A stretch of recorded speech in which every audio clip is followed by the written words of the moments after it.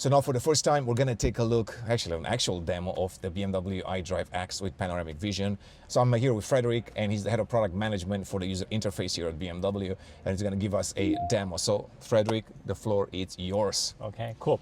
So actually we have the whole BMW Panoramic iDrive. It comprises of 4 elements. Okay. We have the panoramic vision, of course. I'm not quite sure how to help you with that. It's in pay BMW, Yeah, exactly.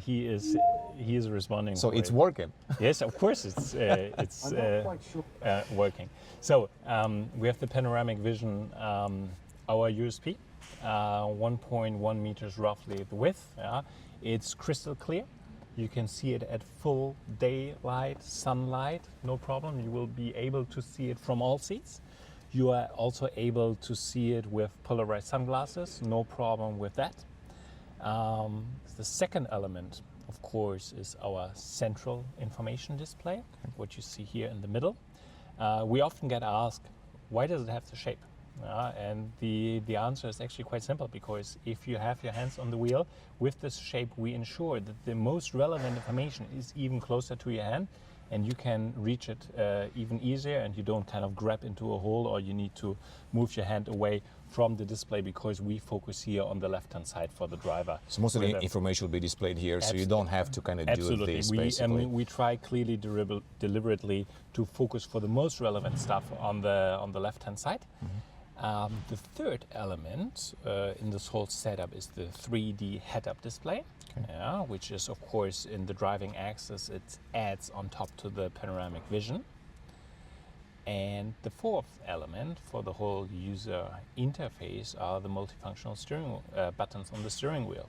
The left side focusing on ADAS and parking information, and right side focusing then on settings, on configurations, etc. Haptic. To see, yes, we have haptical feedback on it. We also then are able, and we see it. We will see it in a second. We have possibilities to then interact also with the panoramic vision. So that's the fourth element. And last but not least, of course, we keep buttons. We have done tests with thousands of customers, and the most relevant buttons which we see from anonymous data, which customer use, we keep. For example, classic use case: you come in wintertime with a glove into the car, you want to press something, so defrost options, etc., are still button based. Also, of course, window buttons, mirror adjustments, etc. What you do on a somehow regular basis, we still have and we keep. So this is the overall setup of the panoramic iDrive. And in addition, now let's really go component by component through it. We have on the central information display also what is known today. We took over certain elements which we have in the car already today. So you can see what we call here the so-called widgets. We took them over. You know them from ID 8.5. You know them also from ID 9. So they're the most relevant content. We also took over to a certain extent the status bar at the lower end. We, of course, added certain information which we perceive is the most relevant stuff. We see it, of course, the climate settings, and we will jump into them. We have the music, we have the navigation phone, the app store in, climate control, new car domain which we integrated, and also modes. And it's one press. We have, for example, if you click on the climate menu, you have certain configurations there. One press, kind of the most used features or functions. It's, as I said in the beginning, it's kind of, we invite you here as a view into the kitchen. It's still being cooked, and certain stuff is still then in the making, contrast-wise, symbol-wise, so it's not there fully final. We also, of course, have the possibility for media. This is now based on radio preset. We also then have the possibility for a player, also something which you already know from current ID generations. Also then nicely takes over from the album cover, the themes, the colors.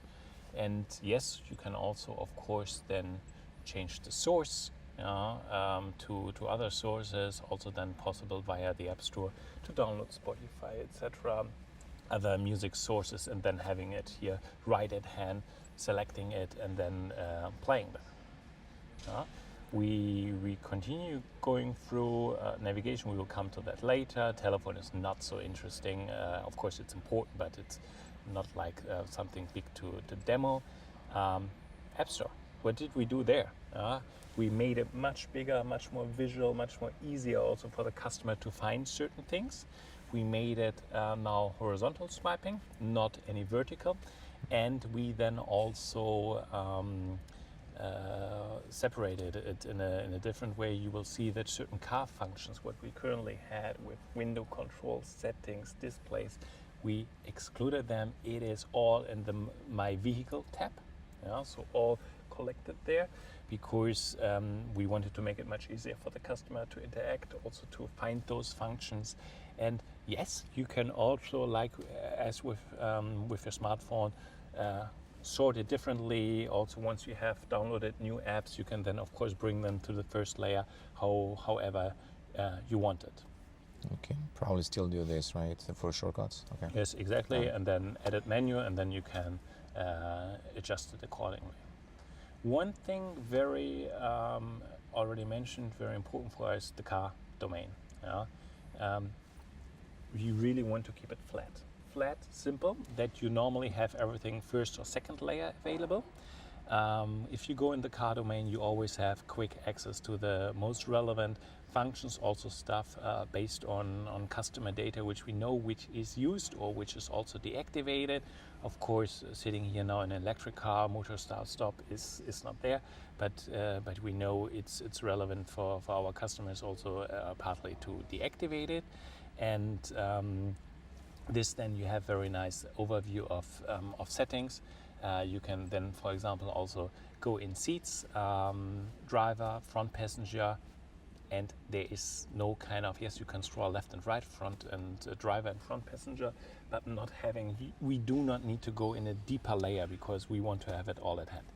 If you then, I don't know, once, twice during lifetime, want to do special settings, you have the possibility to go in with the three dots always into the one layer deeper, but this is something not every customer is either doing it or you are not doing it on a regular basis. That's why we didn't do it. How is this sorted?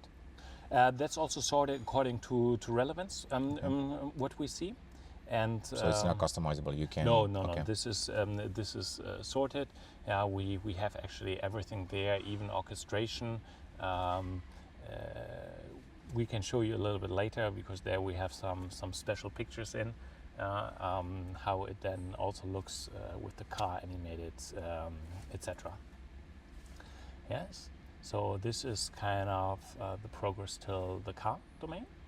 And something which we know customer use is the modes. You know it also from today, sport mode, efficient mode, and we now did the next step also, of course, to personalize your settings, etc. And you can do it quite easily. You go into personal, you can configure it, you can change display style, ambient lighting. You can just with the color wheel go to red, and then of course the ambient light will change accordingly. Quite intuitive, just move it around. But it has no impact on the panoramic display, right? Or am I jumping too fast? Of course, this is the ambient light. You can of course go into the display style, and if you now say, hey, I want to make it blue, then you see also the panoramic vision color-wise adjust. Or if you want to make it purple, then it purplely adjust. So it takes over the color there. And also then you can, as we want to make it a holistic experience, if you want, hey, my ambient lighting should be synchronized with the display, just press on synchronized, and then you have kind of the overall theme into one color. Yes, and we will continue to develop it further. Also display style wise, you have the possibility to go for certain images. We know from Mini that you can upload your personal picture. Of course, that's also something which we consider for the Neue Klasse to bring. So it then really takes over the elements. Yes. Also the possibility for driving experience, and you have the possibility then also in the settings, drivetrain, steering, etc., to configure it accordingly to your needs, to your wishes, etc. For example, we know some people like to have then also the backrest width adjusted, everything possible to configure based on the settings. And if you go into sport mode, we have colors adjusted accordingly. We also change in the panoramic vision kind of the content which is displayed there, so that it really brings you then in a maximum holistic experience. Can you display the speed on this one as well, or it's on the display? Yeah. No, on the display. So it's always going to be on the panoramic. We deliberately do not have kind of the display or the speed shown, because speed is something for us which you always should see, which you always should have in your field of view. That's why it is always on the left-hand side. Okay.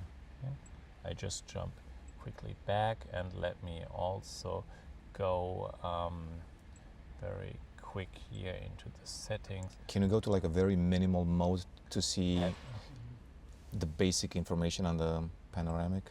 Of course, we can go into, this is what we have with silent mode. Okay. If we press silent mode, then we go absolute to maximum reduction. Got it. So you just left side the mandatory information basically. Yes. The speed and the And drive. this is then no distraction in the panoramic vision, simple to the max. Gotcha. Right. So, but now for the next step, we need a little bit of additional content. Mm-hmm. We discussed the CID, the central information display, but yeah, well, our highlight clearly is the panoramic vision. And what can we do there? You just drop it down, you come into the tool belt, you click on the panoramic vision, and then you come into the whole I don't want to call it ecosystem, but the kind of whole settings for the panoramic vision. You have also here certain possibilities. You can set there and configure your widgets, how we call them, the little 6 icons in the panoramic vision. We also, and we will see it later, you can also then go for BMW map information based on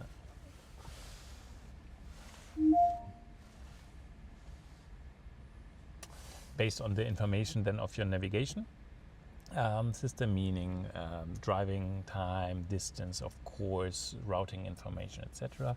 We also have trip information there, also dynamic information. We know that our customers like it, and like to have it displayed. Also trip information, stuff you want to see. Most fun and cool, and we will continue to extend it, is the personal setting, because, well, you can configure it as you want. And you just, for example, if you like to see, hey, the M logo, just drag and drop, boom, and it's in the panoramic vision displayed.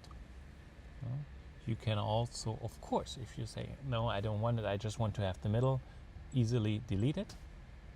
And then it's gone there, and it's then taken over.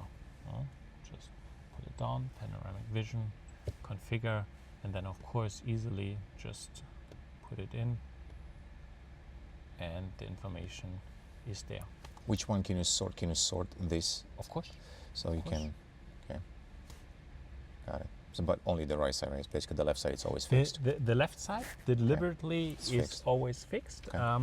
We want to keep driving information always stable, consistent. So also to have it for our customers that they are not confused there. So this is always fixed. Only thing which changes is the color coding. And yes, we will. This is the first set. We also deliberately for the start kept it in this way, also reduced form. We will continue to expand it because we see there are numerous possibilities what you can do, what you could integrate, also what we could give customers as a choice to select from. But for now, this is predefined, and basically, Yes, what exactly. you see is what you get. Yes. Okay. This is that. Of course, you would have the possibility, because we know once you're driving, you don't want to be distracted by CA or display configuration. You can just also click this button, and then kind of in the panoramic vision, this menu opens. You can just go through and select the content, and well, then it's simply displayed. Or you go on. Sorry, that was from the right hand side. Trip information. A question for you. So this one activates panoramic vision when you're in the panoramic vision mode. But so if you're in the Press it. will it still? So this one always activates only the Always panoramic. yes. It doesn't bring up any No, menus no, here. no. This is just for the Exactly. panoramic vision. Yes, and that you are able while driving to go between BMW maps, to trip, to journey data, etc. Got it. Okay. So you move. Okay, got it. Okay. Yes. So one thing, of course, when you drive, hey BMW.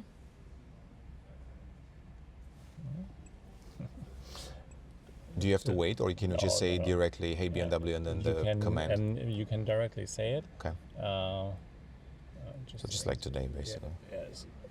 So, hey BMW, drive me to Paris. Okay, Paris. That's quite fast.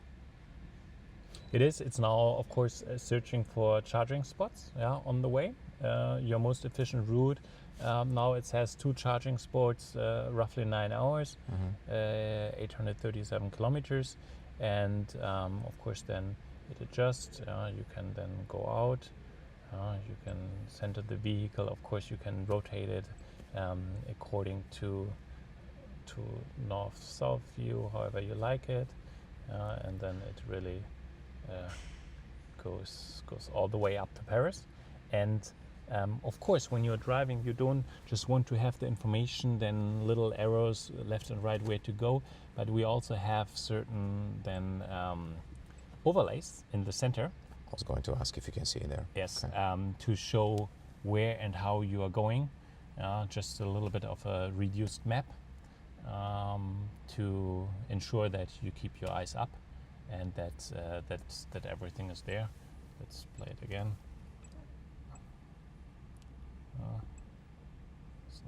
It's now the kitchen. What I was Can you have it in 3 places, here, there, and head-up display at the same time, or no? You actually could. It's always then in a different format. Okay. But of course, it's not what we would recommend to go for, because redundant information is of no benefit for the customers. But I mean, it depends, because sometimes you might be, okay, you're looking straight ahead, but if you're turning, sometimes it might be easier to shift your eyes to that the arrow. level of details, of course, are different. Yeah. I mean, I can so assume 3D that. head-up is different degree of information than what you would see on the map. So And augmented reality only displayed here, or can you display it on the panoramic vision too? What do you mean with augmented So you know, reality? when you make like a turn or like a roundabout, the AR pops up to show you the camera with the arrows where you're supposed to go. We have it currently in the cars, as you might know, based on the overall setup. What we have here, we also deliberately decided not to go for that. Okay, so you don't have it at all, basically, in iDrive X. No, Got it. We do not have it. Okay. This was kind of a glimpse into navigation. But we have advanced 3D head-up, and there are more information than in the other displays, so that you can follow arrows and some. then this is a good comment, Thorsten, because and when you drive it, you will see it and realize it much better with the 3D head-up. What we realized there is that the arrows really lie on the street. Mm-hmm. Yeah, so it gives you this feeling what we otherwise did with the projection or with the video. It directly puts it in your field of view.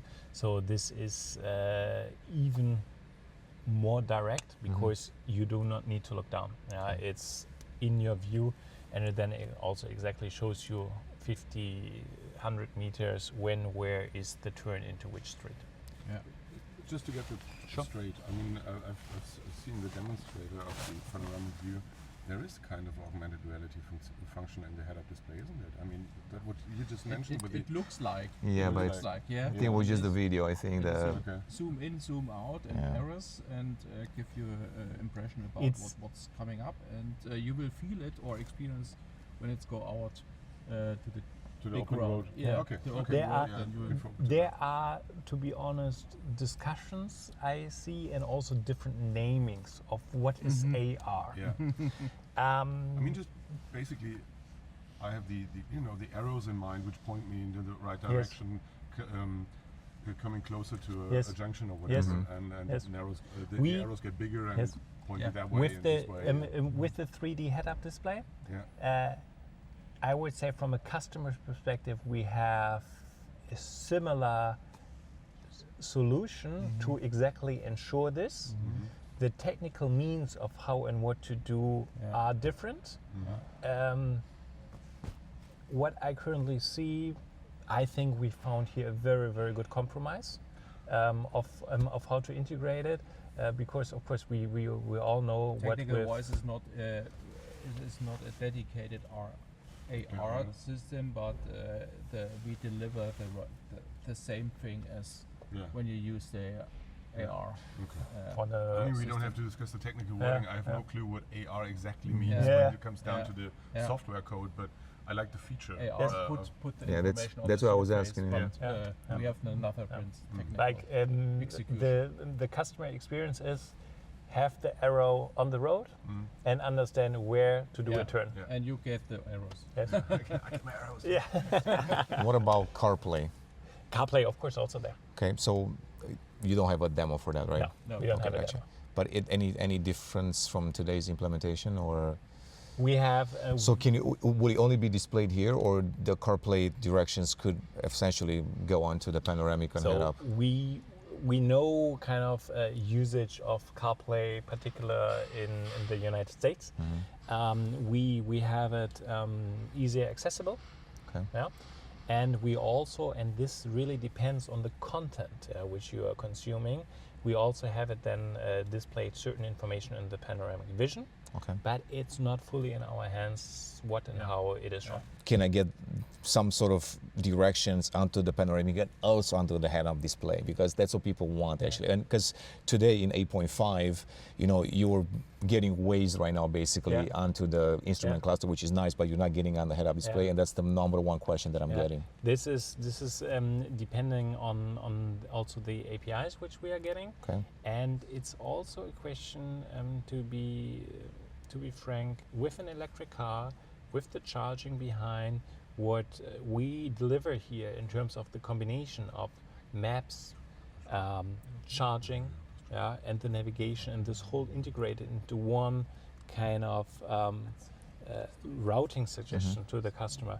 This is also knowing battery preconditions, etc. So it's not for the head-up display, basically directions for now. the The CarPlay. let's see. But Okay. Okay. We have it. I would say quite okay, quite good integrated in the field of view. We'll see it in September, I guess. Yes, yes, latest. Okay. Yes, so we touched that. 3D head-up, of course, is difficult now in standstill to experience. Yes, of course, you can also touch here the music button. You can then go, of course, select sources, etc. This is what we see customers do use on a regular basis, also while driving. Of course, then also you could enter the telephone. also with your recent calls, etc. And as you were just sliding, yes, you can then also slide. That's what I was going to ask, yeah, because I wasn't sure if up and it's down. yeah, You can press okay. the buttons. We are here still. It looks already nice, but function-wise, we are still here in the last steps of improving it. So this is the wheel, basically, replacing the wheel. And that's the wheel. You can. Is this the only one that you can scroll up and down in that section right there, or can you do it in? No, that's this is the section here. Okay. Yeah, where you then can go through the settings. Does it work for the settings when you bring up the left side widgets? Can you scroll with this one? No. Okay, which is specific to the it is music or media. Exactly, and it's specific to the centers or centerpiece of the panoramic vision. Also, in order to ensure it's always easy, and we do not have there any interplay between different displays, because we think this would confuse customers if sometimes he's in this menu or on this display and sometimes he's there. Keep it simple, particular as this is stuff which we do while driving. And this one, basically, I'm just trying to get an understanding. So this one, you can do it here. You can do it with this. It's only just through the screen, basically. Yes, Okay. exactly. It's focusing on most relevant driving stuff. Driving right now, as we're in the demo mode, not possible. It always then pops up before you start driving, kind of like an update. Hey, vehicle good to go. Tires good conditions, doors all closed, charging flap in, etc. All the stuff which you quickly want to know if everything is good to go will be nicely shown, visualized there, so that you have all at hand. And last but not least, what I personally very much like is what we, apart from the speech, with the personal assistant, where we also continuously will further develop it. Also, when we talk about AI, also then connection to world knowledge, to other domains, etc. This is what we are working on, but also something very interesting, habits and routines, which we see. We know customers like certain things every time they are driving. So, for example, we included this start of journey routine. You can deactivate speed limits. What we in Europe have, these beep, beep, beep. Just click on the button. You can always activate sport mode if you like. You can always activate seat heating. We will continue to expand features, functions there. Can you turn off the speed limit through the steering wheel? Is there a shortcut? No, because we solved it even smarter. If you configure this routine, then it will every time ask you start the car. When you start the car, do you want to activate the routine? You either say yes, or you just press the steering wheel button, and then not only this one function is deactivated, but a whole set of functions can be done. Preferences are included in this routine. Exactly. And if we see the customer is doing certain steps on a regular basis, for example, always turning on seat heating when it's cold, always deactivating motor start stop. Okay, electric car doesn't apply, but other stuff, then we will ask the customer, do you want to make a routine out of this? Because we recognize the pattern what you're doing here. So to make it easier for interaction, we cannot default turn it off, but adjusting to the habits of the customer. And if the customer also says, no, I don't want to add it as a routine, we will not bother the customer again. Then it will not pop up again. But that isn't a new feature, is it? Partly it is a new feature. What we currently have is, for example, the proposals for navigation. What we see as a regular pattern evolving. We have also the window opener, for example. We also have the seat heating, but we do not yet have it in terms of speed limit off. We do not have a sport mode. It's quite limited. We extend it, and it's now a start of a journey. There is much more what you could think of, like arrival at home. You could think of special settings you want to do when you have a kid in the car, etc. There are numerous examples, also numerous settings, features, functions which you could add. This we will continue to expand. Do you still have the GPS based on? Or basically, yes, yes, that would. So you can add activation points. Yes, that would also be stuff like opening window at certain points, etc. I personally like it very much if you drive into a garage, etc. That this is reflected. Yes, And of course, everything what you see here is touchable. Yeah. So also, of course, if you then go to Bluetooth or turn off music, or if you then also go into the weather, it is, you get what you see. Can you give me an example of a voice command that currently it's not in 8.5 or 9 that works in this one? Good question, actually. That's the limitation today. Well, the thing is, as it's platform based, also cars which are, for example, currently on the operating system 9 will benefit from the stuff. Yeah. What we do here, features, function-wise, we will also then bring it back into the existing cars. Of course, it's always depending on the tech stack. We have different suppliers also there between 8.5 and 9, but we have this backward rollability possibility. Right. But we continuously enhance it, and we are confident, particular in the steps of the last month, what we did with the speech assistant, particular with the operating system 9, that we are going there absolutely in the right direction. We know we had some troubles, and this is progressing. The latest upgrades, which with the 3.25 version, also 7.25 version, will do additional big steps. I was driving it. It's much better. People want from LLM just to be conversational, right? Yes. That's the main thing, Yes. right? And Yeah. being able to interpret things, and especially if you're saying the wrong thing, like at least give you an option, to understand it. I can't roll up the windows and let me tell you why or whatever, so.